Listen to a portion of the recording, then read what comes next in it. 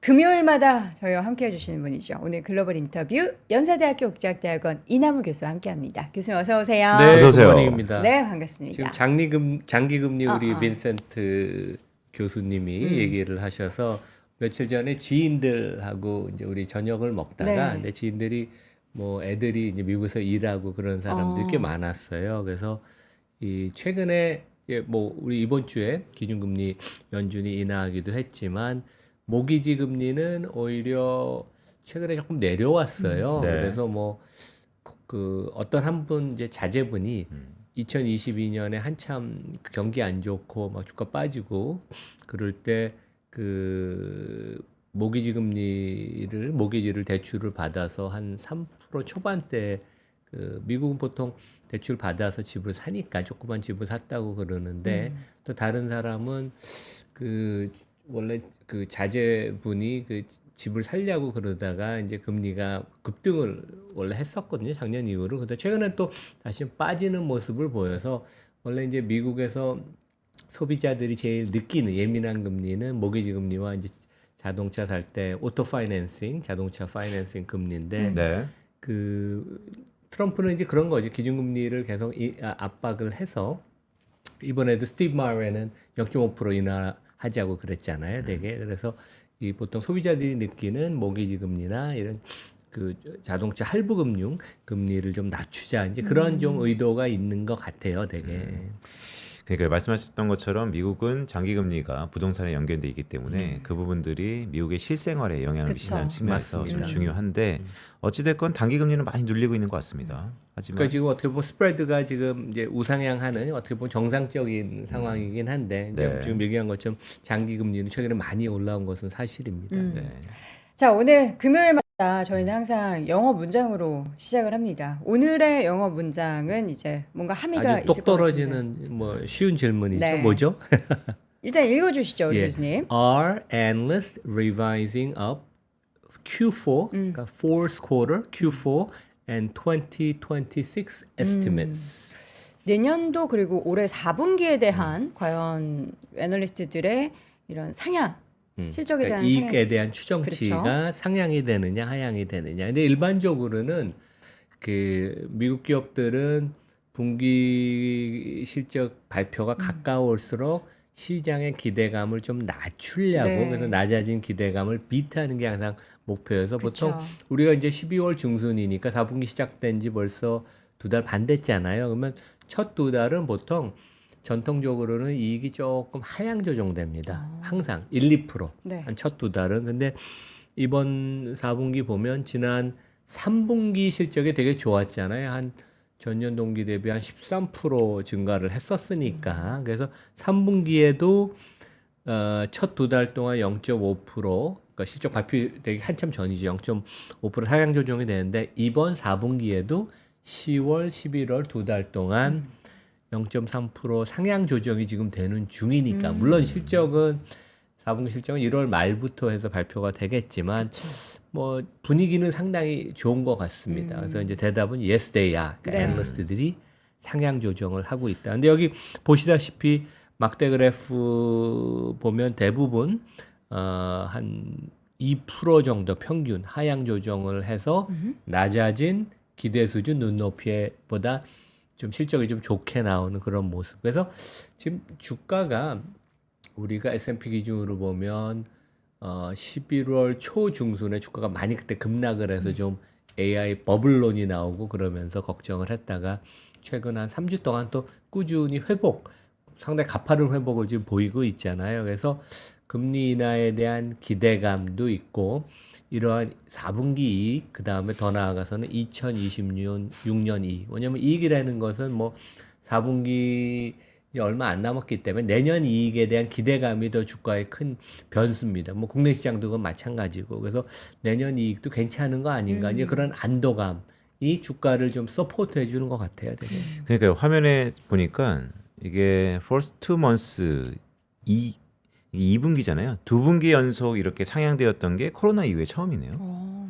그렇죠. 그러니까 뭐 지금 보면 그러니까 원래 그 전에는 하여간 보통 한 1, 2% 정도 첫 두 달 동안은 하향 조정이 돼서 네. 그런 트렌드가 항상 있습니다. 예. 어떤 업종이 그러면 상향됐을까요? 뭐 다 모든 섹터가 다 상향되지는 않았을 거죠. 가장 상향이 많이 된 것은 첫 두 달 동안 IT 업종이 상향 조정이 되게 많이 됐어요. 네. 그러니까 이게 어떻게 보면 시장이 제일 중요하죠. 가장 업종이 크고 무려 4.5%나 상향 조정이 됐다. 그다음에 최근에 보면 금융업종도 되게 좋아요. 왜냐하면 3분기 실적도 되게 좋았고 규제 완화가 되면서 저도 이따 얘기하겠지만 M&A 딜 뭐 이런 것도 엄청 좋아요. 그러니까 미국의 증권사 금융회사들은 이제 뭐 은행 부분에서 스프레드 예대 마진을 먹는 것도 있지만 증권 부분에 있어서 인베스트먼트 뱅킹하고 트레이딩이 양대 산맥인데 둘 다 좋고 그 다음에 이제 제일 안 좋은 것은 필수 소비재. 그 다음에 헬스케어. 필수 소비재는 가격 인상. 그리고 워낙 지난 몇 년 동안 가격을 많이 올렸기 때문에 원가는 올라가고 가격 상승은 소비자한테 전가를 못해서 이제 마진이 수익성이 좀 그 스퀴즈가 되는 그런 모습을 보이고 헬스케어는 뭐 워낙 트럼프가 그 압박을 해서 가격 인하하라고 이제 그런 악재들이 있어서 둘 다 한 3~4% 이익이 하향 조정, 추정치가 하향 조정되는 그런 모습을 보이고 있습니다.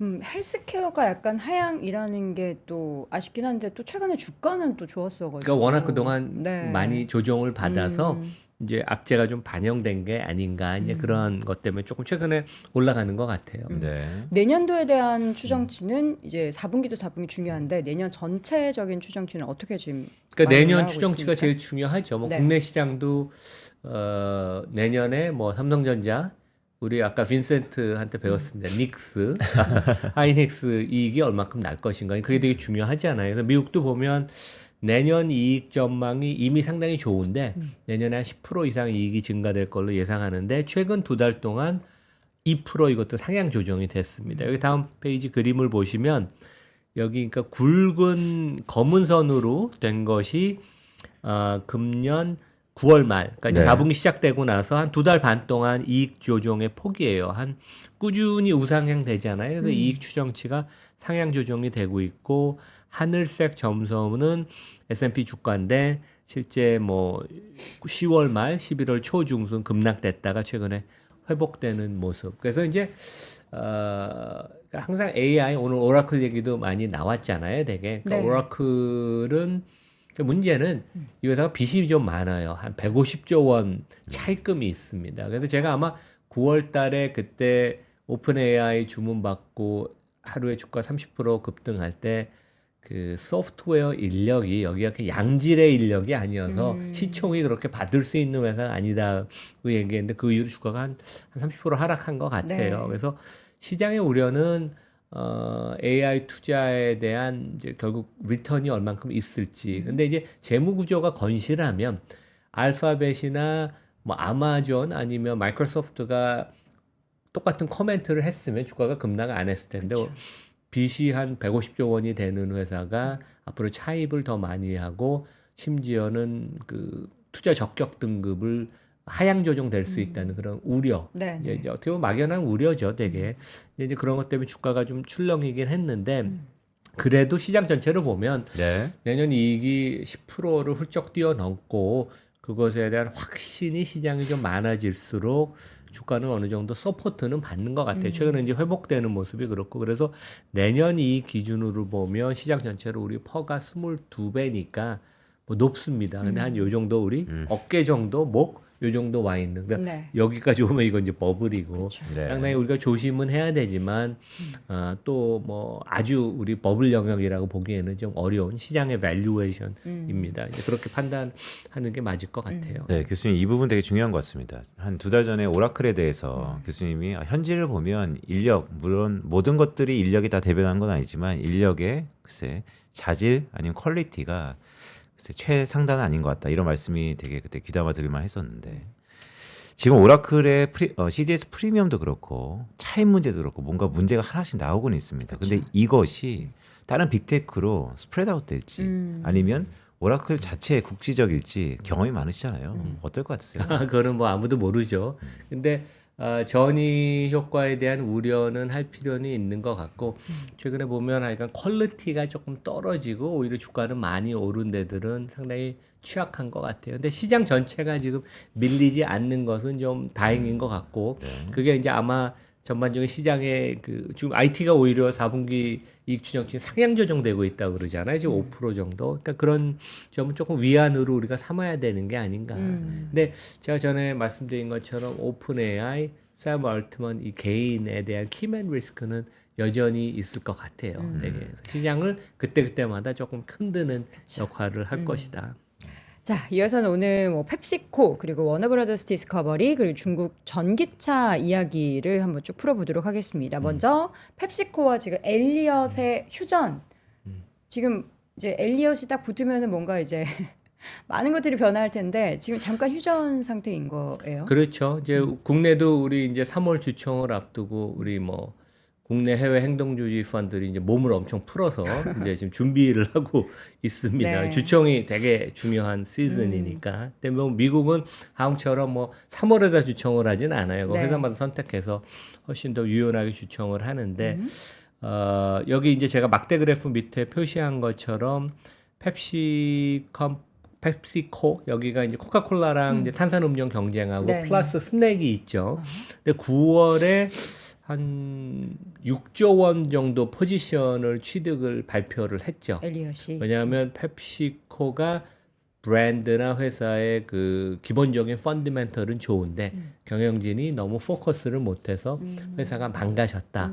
그래서 이제 회사를 턴어라운드 시키는데 우리가 같이 동참하겠다. 근데 실제 이게 주가를 놓고 보면 지난 5년 동안 미국 주가는 평균 한 연 10%씩 오르는데 여기 5년 동안 전혀 주가 못 오른 걸 이제 볼 수가 있죠.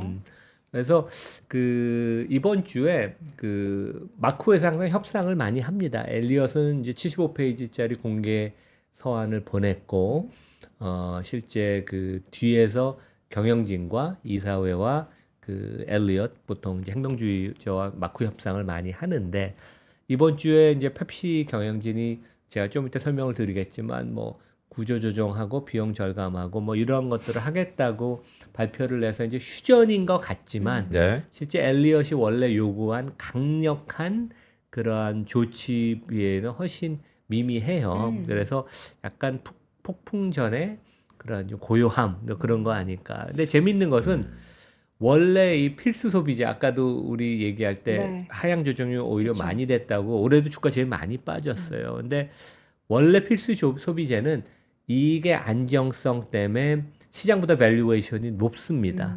근데 우리 시장은 지금 22배 거래되는데 펩시코는 회사가 좀 망가졌다 그래도 퍼가 17배까지 내려와서 그래서 업사이드가 있으면 엄청 많이 있을 그런 가능성이 있는 그런 종목입니다. 네.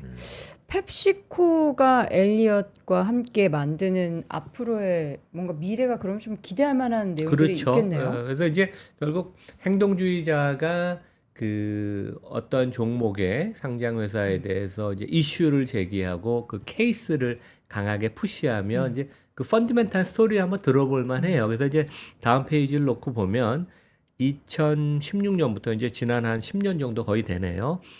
코카콜라와 펩시콜라의 영업이익률의 차이예요. 근데 두 회사가 이렇게 차이가 많이 날 필요는 없잖아요. 그래서 코카콜라는 영업이익률이 계속 개선이 돼서 30%에 육박하고 펩시코는 영업이익률이 계속 낮은 수준에서 횡보를 하면서 15% 거의 2배 차이 납니다. 근데 이제 코카콜라는 그런 조치를 단행했어요. 이제 미국은 특히 이제 월가 같은 데는 asset light 모델, 그러니까 자본을 많이 안 갖고 가고 투자를 좀 적게 해서 고정자산을 적게 가는 그런 비즈니스 모델을 좋아해서 여기는 그 버틀링, 그러니까 콜라를 제조하는 사업 부분을 다 아웃소싱합니다, 되게. 그래서 이제 asset light 모델로 가는데 뭐 엔비디아나 뭐 이런데 미국 업체들이 다 그런 비즈니스 모델이죠. 제조는 자기가 다 안 하고 TSMC를 주니까. 근데 펩시코는 실제 옛날 스타일도 버틀링부터 모든 걸 다 자기가 해요. 그래서 이제 그런 부분에 결국 프레셔를 가해서 그러니까 이제 그런 것들을 팔아치우고 가벼워지면 그 돈을 미래에 투자할 수도 있고 아니면 주주 환원을 할 수 있지 않을까 이제 그런 기대감을 하는데 주가는 아직 그렇게 크게 움직이지는 않습니다. 왜냐하면 회사가 그동안 많이 망가졌다고 이제 시장은 역시 생각을 하니까 그럼 뭔가 구조조정을 할 것 같긴 한데.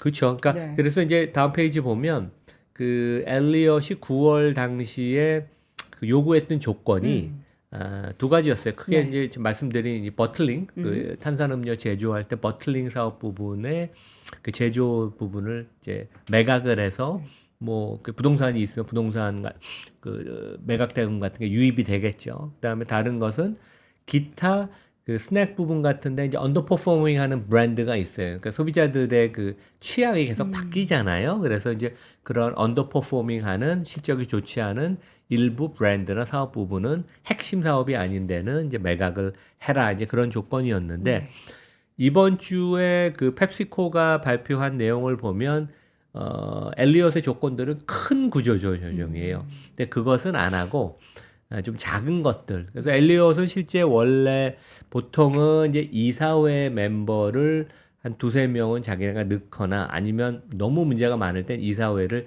전면 교체를 요구하는데 아직은 그렇게까지 가지 않고 펩시 경영진과 이제 얘기를 계속 하면서 좀 좋은 방향으로 가려고 그러는데 그래서 네.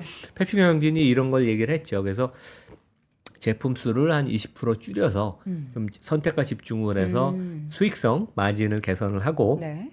이런 구조 조정을 좀 하고 그다음에 이제 스낵 같은 데도 옛날 스타일의 스낵이 많은데 좀 가격을 낮추면서 그 대신 조금 좋은 그 뭐 프로틴 같은 것들 이런 것들 이제 많이 넣고 그래서 이제 소비자들이 좀 원하는 방향으로 트렌드 맞게. 스낵 부분을 좀 바꿔서 결국은 이제 성장이 매출 성장이 이루어져야지 그 이익도 이제 창출이 되는데 그래서 이렇게 사업 구조 조정을 하면 한 3% 정도 평균 3%한 2에서 4% 매출 증가율이 있지 않을까. 이제 펩시코는 제안을 했고 일단은 엘리엇이 받아들였어요. 근데 이제 아마 성과가 가시적인 성과가 나타나지 않으면 최소한 두세 명의 독립이사를 선임을 하고 아니면 이사회 전체 교체를 요구할 수 있습니다. 이사회를 이제 개편을 하면 이사회가 결국 CEO를 또 새로 선임할 수 있으니까. 그래서 되게 재미있는 상황 같아요. 되게.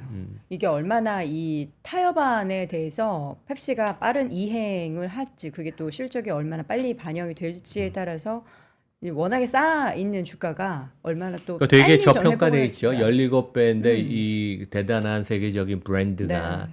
근데 이제 이게 또 어떻게 보면 그렇게 저평가돼 있는 것은 구조조정이 쉽지 않을 것이라는 시장의 생각이 주가에 녹아 있는 거죠. 네. 되게. 지금 엘리엇이 어떻게 보면 이제 붙게 된 뭔가 과외 선생님이 하나 붙게 됐는데 학생이 잘 따라오게 되게 될지 여부를 좀 근데 이게 이제 지켜보겠습니다. 실제 그 구조조정의 효과가 나타나서 매출이익이 이익 증가율이 탄력이 붙고 이익이 증가하면 EPS가 급등하면서 퍼도 높아져요. 그러니까 네. 이게 이중 효과가 됩니다.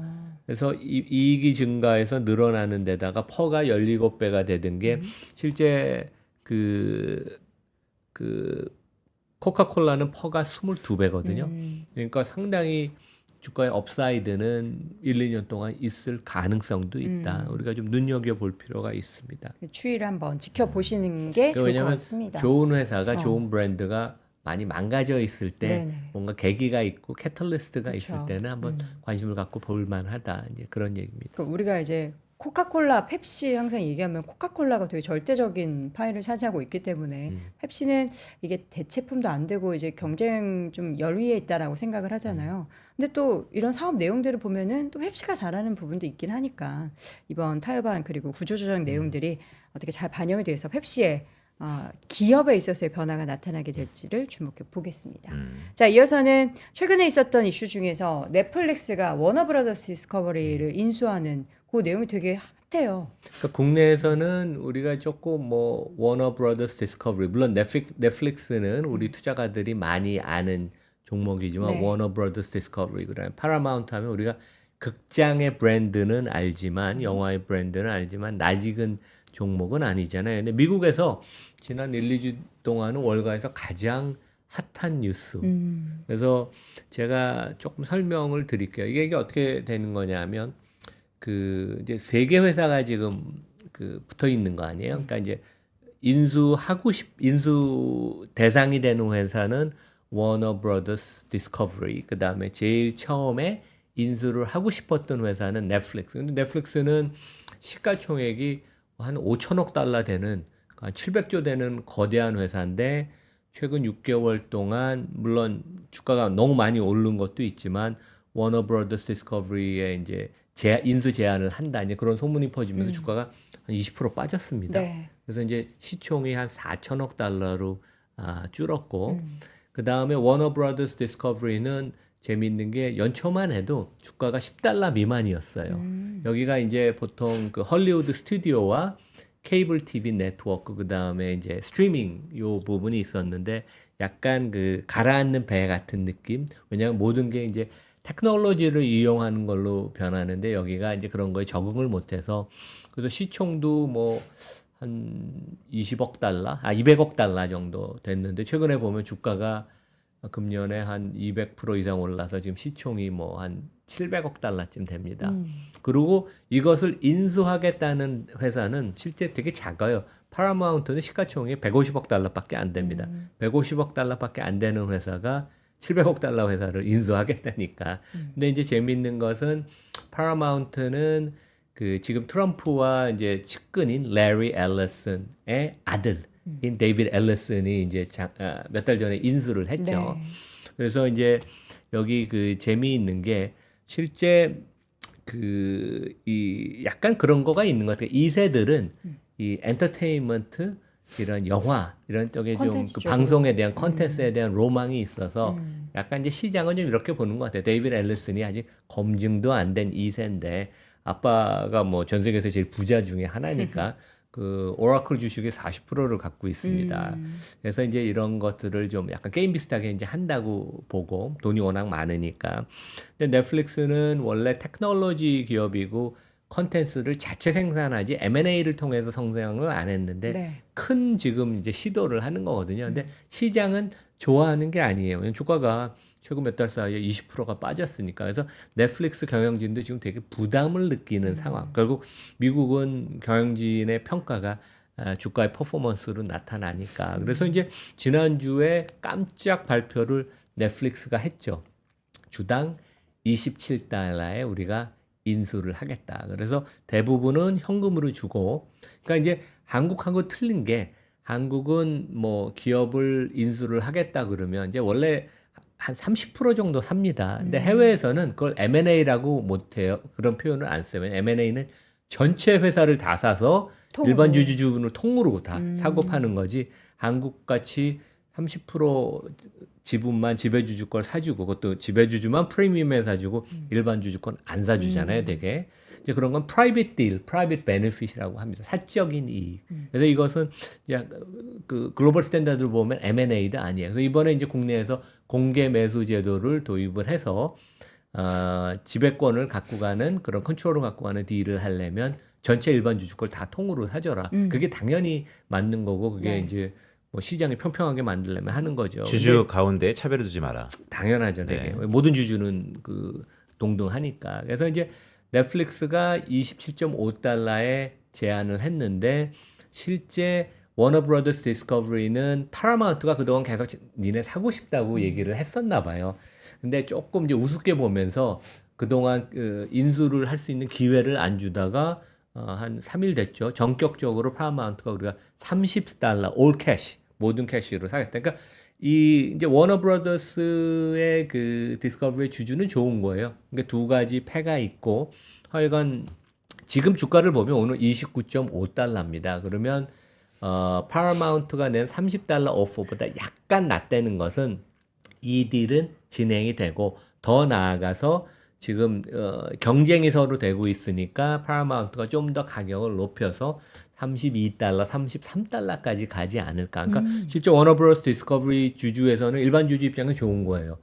내가 1년 금년 초만 해도 주가가 10불이었는데 지금 29.5불까지 와 있고 이거를 올 캐시로 다 사준다. 그래서 중요한 것은 우리가 이번에 상법 개정도 됐지만 이사의 역할, 이사회의 역할입니다. 그래서 미국은 명확하게 이사회가 우리 회사의 모든 주주의 입장을 반영해서 그 사람들한테 가장 좋은 선택을 하는 독립적인 관점에서 이사가 이제 독립적인 관점에서 그래서 이제 이러한 절차적인 걸 할 때는 이사회 밑에 그 절차적인 정당성, 법적인 요건, 그 다음에 그 밸류에이션, 주가 평가도 합리적으로 이루어져야 돼서 이제 독립위원회라는 걸 따로 설치해서 거기는 이제 사회이사, 독립이사만 들어가서 이제 우리도 한국도 이번에 이제 그 공개 매수가 이제 내년에 입법화 시킨다고 하니까 하면 이런 것들이 좀 도입이 되면서 지배주주끼리 뭐 100% 프리미엄에 서로 주고 팔고 일반 주주는 참여를 못하는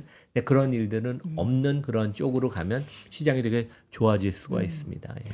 이번 인수에 대해서 사실 이제 넷플릭스가 사실 올 초부터 계속해서 청사진을 밝혔던 게 언제인지 기간은 제가 명확히 기억 안 나지만 시총의 2배 그래서 1조 달러를 만들겠다라는 청사진을 계획을 밝혔었죠. 밝힌 예. 바 있었어요. 그리고 나서 주가도 되게 좋았고요. 근데 이번 워너브라더스 디스커버리의 이런 인수 얘기를 시장에서 그렇게 반기지 않는데 그냥 계속 추진을 안 할 것 같아요. 안 한다. 왜냐하면 결국 가장 무서운 것은 시장의 프레셔인데 넷플릭스 주가가 뭐 아까 얘기한 장기 계획하고 발표하고 주가가 급등했다가 네. 급등을 해서 밸류에이션이 상당히 높아진 상태였을 때 퍼가 뭐 30배가 훨씬 그쵸. 넘었으니까. 근데 최근 6개월 사이에 뭐 이것이 특히 이번에 이제 공격적인 M&A가 회사가 딜을 해본 적이 별로 없는 회사예요. 넷플릭스는.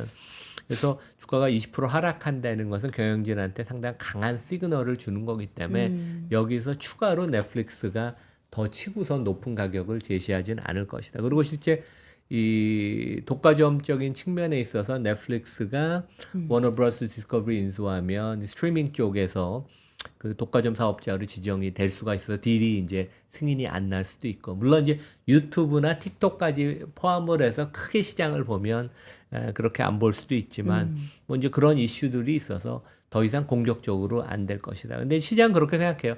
파라마운트가 너무 높은 가격에 워너브러더스 디스커버리를 인수하면 이것은 결국은 되게 부담이 돼서 가장 그 실패한 M&A 딜 중에 하나로 기록이 될 것이다. 뭐 이제 그런 얘기가 나옵니다. 네.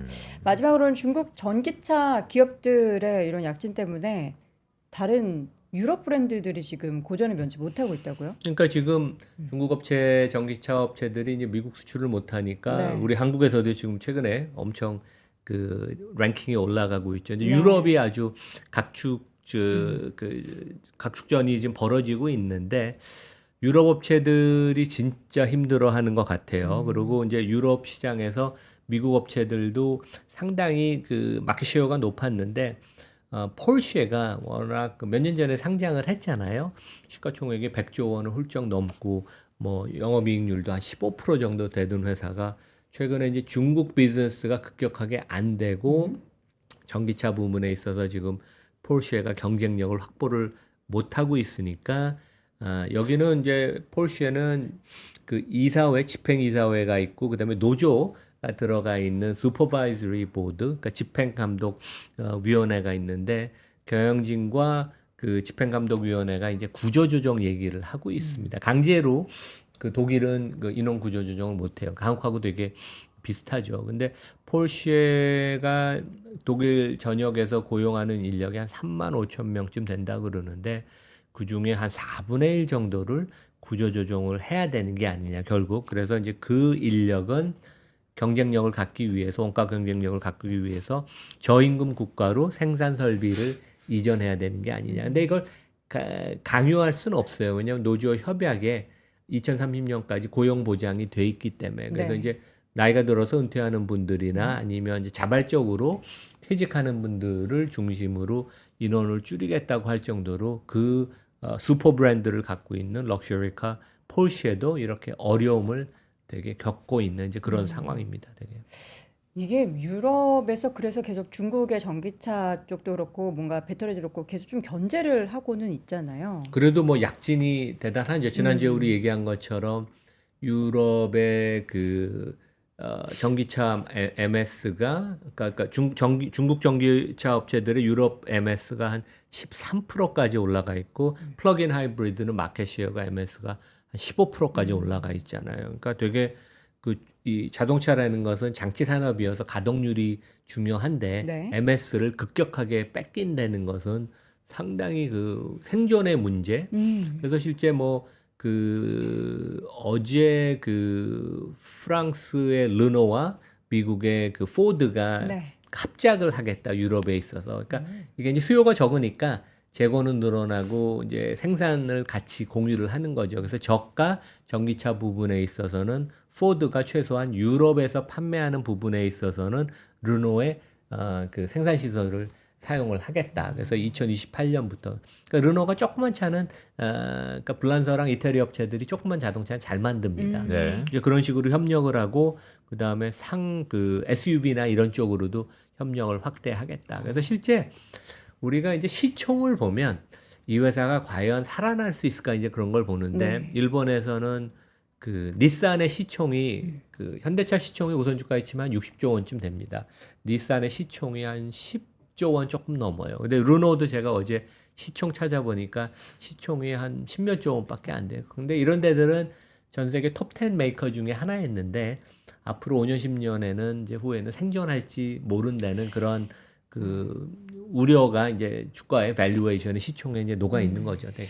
그러니까 유럽 시장은 사실 유럽은 자동차 대륙인데 독일 자동차가 또 제일 그렇죠. 강국이죠. 또 예. 전 세계 역사를 보면 사실 유럽에서 자동차가 탄생했다라고 봐도 무방한데 이게 전기차로 오면서 유럽이 그냥 100년 동안 자동차를 전 세계에 브랜딩했던 이 내연기관에서 전기차로 피벗이 안 된 것 같아요. 그러니까 이게 이제 전통 내연기관, 가솔린이나 디젤의 자동차 만드는 생각, 철학과 전기차랑은 완전히 틀리니까. 그래서 현대차도 지금 이제 자율주행 쪽 이런 쪽으로 이제 스위치하는 쪽에 지금 되게 어려움을 많이 겪고 있잖아요. 네. 그래서 그런 문제가 훨씬 더 심하게 독일과 일본 업체들에서 이게 나타나고 있고. 네. 그래서 이제 그런 부분이 이제 결국 구조조정으로 나타나서 이게 결국은 이제 중국 업체들의 약진, 주가 상승, 시총 증가로 이제 나타나는 거죠. 그러니까 교수님 되게 중요한 말씀하셨는데 결국 저는 이제 이게 구조조정으로 될 일이 아닐 것 같다. 왜냐하면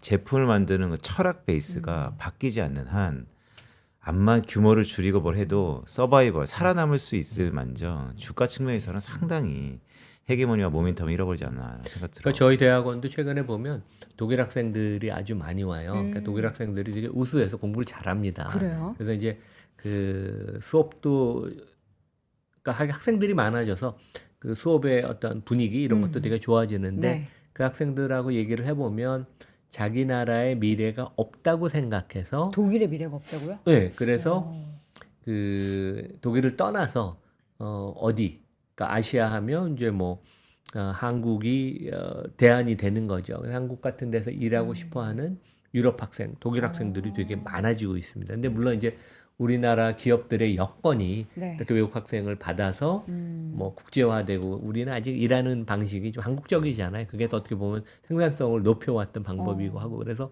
이제 최근에 그런 추세가 되게 많아요. 특히 독일 학생들이 많아졌습니다. 사실 프랑스 쪽은 우리 빈센님께서 늘 전해주셨잖아요. 그 매형 분이 프랑스의 미래가 없다 이렇게 걱정을 하신다고 그러고 이미 뭐 네. 네, 독일도 독일만큼이나 네. 유럽은 계속 진짜 걱정이 그러니까 전통 될 수밖에 제조업의 없네요. 근간에서 있던 나라들이 다 어려움을 겪는 것 같아요. 네. 그래서 이제 우리가 이제 이번에 AI나 이런 거를 통해서 이제 돌파구를 이번 정부가 하려는 것도 전략적으로는 되게 맞는 방향입니다.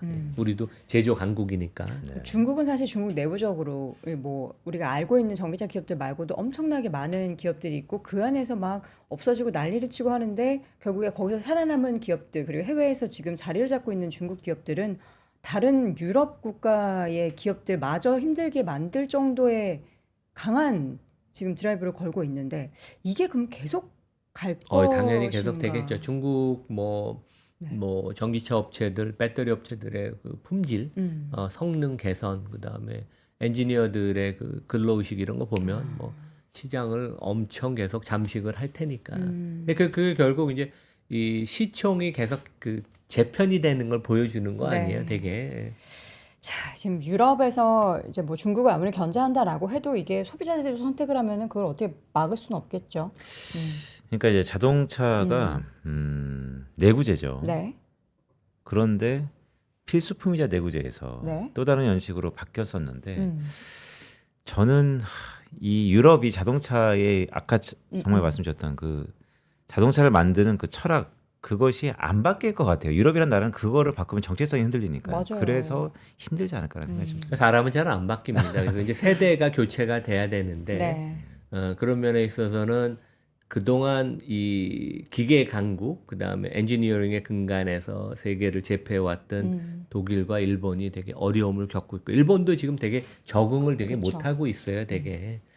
근데 이제 한국이 현대차가 뭐 전기차로 전환은 상당히 잘했는데 자율주행으로 전환이 최근에도 보면 우리 3프로에서도 그 따로 특집을 만들어서 방송을 했던 것 같은데 그 자율주행 부분에 헤드하던 송 대표라는 분이 네. 이제 그만두고 그게 그쵸. 되게 이슈가 돼서 어떤 무슨 일이 벌어지고 있느냐. 네. 그래서 현대차도 상당히 그 전환 자체를 되게 지금 애를 먹고 있는 그런 안타까운 상황입니다. 이 도전을 해야 되는 그 시기에서 정말 이제 도태되지 않기 위해서는 더 많은 노력들이 필요할 것 같은데 일단 뭐 유럽 관련한 기업들도 우리가 뭐 이렇게 되고 있는 거 보면서 반면교사 삼아서 우리나라 기업들도 더 쇄신을 해야 될 것 같습니다. 자, 오늘 글로벌 인터뷰 함께 했고요. 연세대학교 국제학대학원 이남우 교수였습니다. 교수님 고맙습니다. 네, 고맙습니다.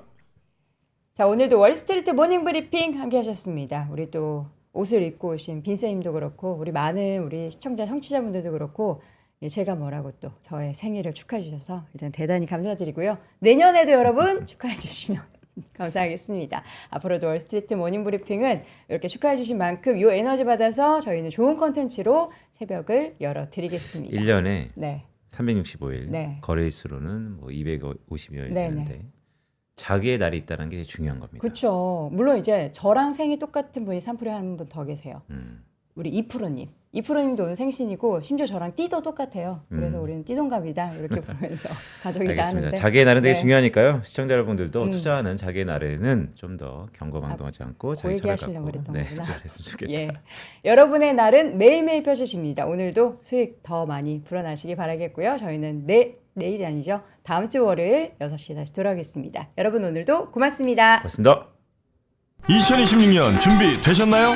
새해에는 투자 수익도 삶의 방향도 180도 바꾸고 싶다면 지금이 바로 그 순간입니다. 스타트 2026 위크 1 12월 13일 토요일 최장기 베스트셀러 돈의 속성의 저자이자 스노우폭스 창립자인 김승호 회장이 단 하나의 질문을 던집니다.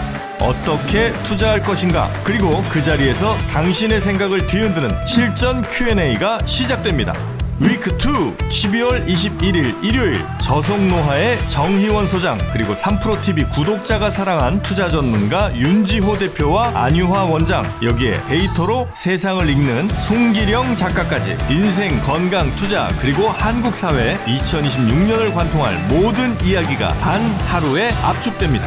얼리버드 마감 전에 위즈덤 칼리지 2026학년도 입학 등록만 하시면 이 모든 강연에 무료로 참여하실 수 있습니다. 하지만 좌석이 한정돼 있어 등록 순서대로 선착순 마감됩니다. 지금 바로 망설이지 말고 영상 아래 링크에서 확인하세요.